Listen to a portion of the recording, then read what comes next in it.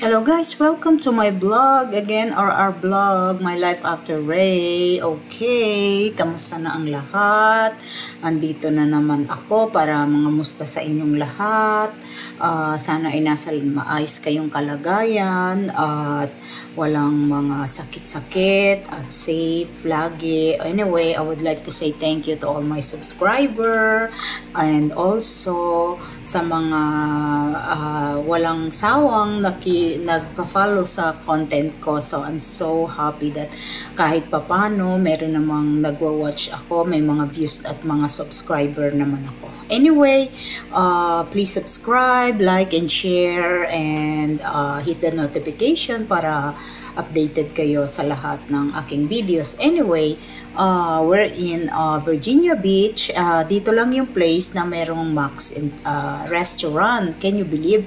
At least, you know, mga 3 hours namin itong dinadrive just to, you know, go to this restaurant. Alam nyo naman, nasasabik din tayo sa mga food na nakasanayan natin. That's why ito, dinadayo pa namin. At the same time, kailangan din namin may magawa dito para naman hindi kami maboard. You know, kailangan yan eh. Ito ang itsura ng restaurant dito sa Virginia Beach. We're in Virginia right now, USA. Ito ang buhay namin. Takaw na takaw kami sa mga ganitong restaurant. I know in Philippines hindi na kayo masyadong sikat pa rin itong restaurant na to. I cannot deny that, but like I said, ito dinadayo pa namin, samantalang dyan sa inyo is like every kanto yata may ganito. Kaya you know, you guys are so blessed at andyan kayo. Kami dito, look at us, pupunta kami dito, ang layo-layo, at saka marami namang chicken dito actually, but you know, i-support din natin yung Filipino community, kaya Filipino businesses. So, ganun lang yun. Anyway, like I said, nagbabuy time lang kami dito. My life after I lost my only baby. Dito kami ngayon sa Virginia Beach. Medyo late na. 6 something na ngayon, kaya medyo malamig-lamig na ng konti. Andyan yung ang husband ko, nag-fishing siya, oh. So ako naman maglalakad-lakad muna habang siya ay nag-fishing. So dito muna tayo, pakita ko lang sa inyo kung ano itsura. Lagi naman kami dito eh, every pag nakaisip, mga 3 hours away to sa place namin. So anyway, pakita ko sa inyo yung beach. Maganda siya ngayon eh. Okay, ito. Ayan yung aking husband, profession siya. So dito tayo sa by the water. I'll show you kung anong itsura dito. Nako, kailangan ko alisin yung aking socks. Wait.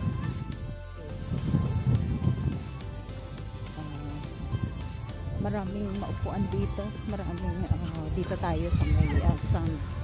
Lapit tayo sa medyo malapit doon sa water. Makikita ko sa inyo yung water. Malakas ang tubig, tsaka malamig na. Kasi ano na ngayon, mga I think ang weather ngayon is about 60s na lang, kaya medyo malamig siya. So dito tayo banda. Yan yung tubig dito. Ay, may yacht. Ganda. Hoy, sama kami. Yan. Boating. Anyway, ayan. Yung asawa ko mag-fishing. So dito kami. Dito muna kami for now. Hopefully makahuli siya. Anyway, critical section of the surfing, bodyboarding, and use of rocks. Hindi pala pwede pumunta dyan sa mga rocks. Anyway, dito tayo. Oh, ayan ako ngayon. Hinahangin yung aking buhok. Mahangin ngayon. Oh, ayan. Ginugulo yung aking hairdo. So, anyway, lapit tayo doon. Marami pa rin naliligo. My goodness, ang lamig-lamig. Ang lamig ng water dito. Alam nyo ba, kahit summer, malamig ang tubig namin dito. Kasi, ganito dito. Yung mainit ang panahon, ang mga water doon yung banda sa, like, going south. Dito kasi kami sa mid, going north kami. Kaya, medyo malamig. Anyway, ito na yung ako sa dagat. Ayan na yung dagat. Ito yung tubig. Yan, maraming nagsiswimming right now. Kahit malamig, my goodness. Ang lamig talaga. I don't know how they handle the cold na ganyan sa swimming, sa water. Iba yung tubig dito, malamig talaga. Honestly. Tsaka mahangin siya, oh. Pero yung mga tao, okay lang. Sige, sanay naman kasi yung mga tao dito, hindi katulad nating mga Pilipino. Talagang takot-takot sa malamig. Yan. Oh, tingnan mo, parang baliwala lang sa kanila yung lamig. Nagsisurf sila. Surfing sila dito. Ayan, tingnan nyo ito. Ayan.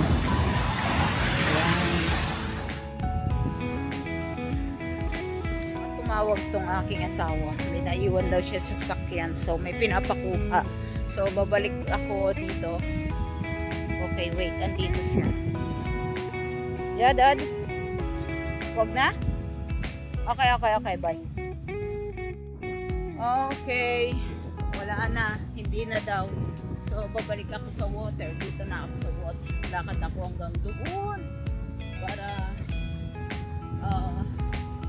may magawa naman ako dito. Ay, ano ba yan? Hindi ko may focus. Okay, ayan siya.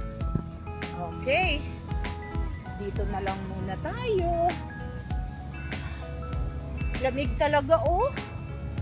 Ewan ko bakit sila nakakaligo ng ganyan. Lamig-lamig. Galit na yung tubig. Lumalakas na yung alon, oh. O, tingnan nyo yung nagsisurf. O, ang galing nila, oh. My God, ang ginaw. Paano kaya sila nabubuhay ng ganito? Ayun, may ano, may ibon. Gali ang lamig.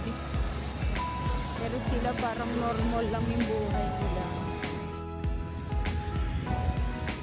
Anyway. Okay, maglalakad tayo doon. Habang nag-fishing yung husband ko, mamaya mag-edit na lang ako sa sakyan habang busy siya para, you know, may magawa din ako. Ito ang buhay namin dito. Buhay Amerika. We're trying to find a way paano kami malibang yung mga sarili namin. Anyway, ganito talaga naman. Wala naman tayong magagawa kung hindi aray-aray maglibang. Dito ako banda kasi ayoko mabasa yung aking paa. Ginaw na eh. Ayoko mabasa yung pantalon ko. Kaya dito tayo medyo malayo-layo ng home. Hindi tayo maabot ng tubig. Anyway, ito talaga yung mga places na napakarami namin memories sa anak ko kasi lagi kami dito every occasion. Parang ito na yung pinaka regular namin pinupuntahan dito, yung beach na ito at saka yung isa pa yung Ocean City. Hindi ko pa na video yung Ocean City, I think. So medyo hindi kami masyado kasing nagagawi doon kasi mas maganda kasi ang ano dito, ambience dito. But anyway, doon naman ang kaibahan, maraming mga stores at saka maganda yung boardwalk nila, maganda maglakad-lakad. But anyway, like I said, ganun lang. Sayang, oh. Neptune International Sculpting Championship sana. Wala naman akong cash. May cash lang ang bayad inside para makita mo yung mga creation nila, sculpting. Wala akong cash kaya hindi ako makabayad, sayang. Ayan nakalagay cash only, $7, pero cash only, wala naman akong $7. So hindi ko magawa. Ayan sana siya, hindi ko naman siya makuha. Ay yan, hindi ko naman makuha. Anyway, andito ako ngayon sa boardwalk. Maglalakad ako mag-isa ko paggabi na, alas 7 na ng gabi, so medyo dumidilim na siya, pero okay lang, hindi naman nakakatakot dito, safe naman, marami namang tao dito. So siguro mag-i-stay kami dito ng until I don't know, maybe midnight. It depends kung kailan matatapos yung asawa kong mag-fishing. Anyway, nakita nyo ang buhay namin dito. Wala kaming magawa, kailangan pa namin mag-drive ng kalayo-layo para makakita ng ibang place. Kasi dun sa area naman namin, city naman kami, ang problema lang doon is siya,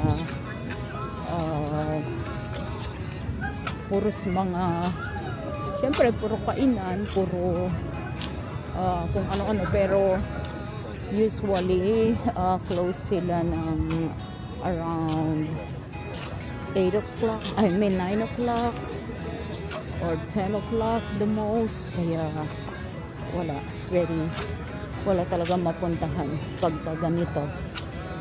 So lalo na pagka nag-winter na, talagang boring na talaga ang buhay dito, kaya maswerte yung iba sa atin. Ang problema lang kasi sa atin talaga yung lifestyle. Siyempre hindi ko naman pwedeng i-compare yung lifestyle nyo dyan at lifestyle namin dito, but honestly more expensive dito, kaya lang makakapagtrabaho ka, although talagang mahirap. Buti na lang ako, maswerte ako kasi may talent ako, meron akong kahit pa paano mas magaang yung trabaho ko, and I am so blessed talaga. Appreciated ko yung gift na binigay sa akin, although wala naman talagang perfect, wala nga lang perfect, kasi napakaswerte ko rito sa mga trabaho, although napakarami naming bills, but at least we can make it. Hindi kami yung hirap, at least napoprovide namin everything. Yun nga lang, sa panahon ngayon, iba na yung panahon ngayon kahit na kumikita ka, para bang never maging enough, dahil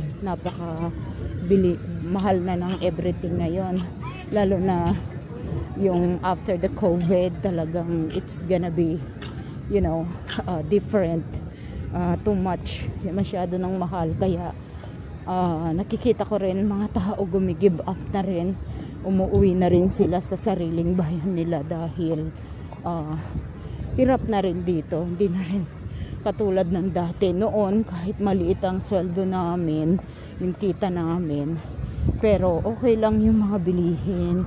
Pero ngayon it's iba na. Tingnan nyo, kagagaling lang namin sa Max ngayon.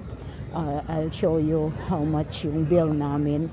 Nag-bill kami doon ng for the two of us. I think nag-bill kami ng $70 for the two of us. That's including tip. Kasi Alam niyo naman ang tip dito. Iba na nga ngayon eh. Dati from 10% to, you know, the most is 20%. Ngayon it's different. 18 to 30% na ang mga tip dito ng mga restaurant. Kaya kung minsan nakakapanghinayang pumunta ng restaurant because just the tip meal na namin yun. So actually limited na rin ang mga ginagawa namin, limited na rin yung paglabas-labas namin like mga restaurant, pero nagtsatsaga na lang akong magluto kahit paano, kahit busy, para hindi lang masyado magastos. Or sometimes pag weekdays, pag talagang wala akong time magluto, nag-aano lang kami, order lang kami ng to go, isa lang na isang entry lang. Kaya lang hindi naman lahat ng nabibili outside is worth it. Hindi rin masarap, kaya lang wala kang ang choice. Kasi hanggang isang ano lang naman kami order, good na kami doon. Isa nga sobra pa, mayroon pa akong lunch the next day. Okay, sisilipin ko tong fisherman natin kung meron na siyang nahuli na bato. Ano? Dami ka nahuli? Ha? May kumagat ang lakas eh. Ay? Oo. Ganon? Ano ba yan? Kala ko pa naman dami-dami mo nang iihawin eh. Ang dilim. Okay, doon muna ako. Okay, so hanggang dito na lang muna. Maraming salamat sa lahat ng tumatangkilik at sana po pagpatuloy nyo ang panonood ng aking video at sana po sa mga hindi pa nakakapag-subscribe, please do it. Okay, so till next again sa next adventure ko. So take care everyone and God bless us all. Take care. Bye. See you again next time.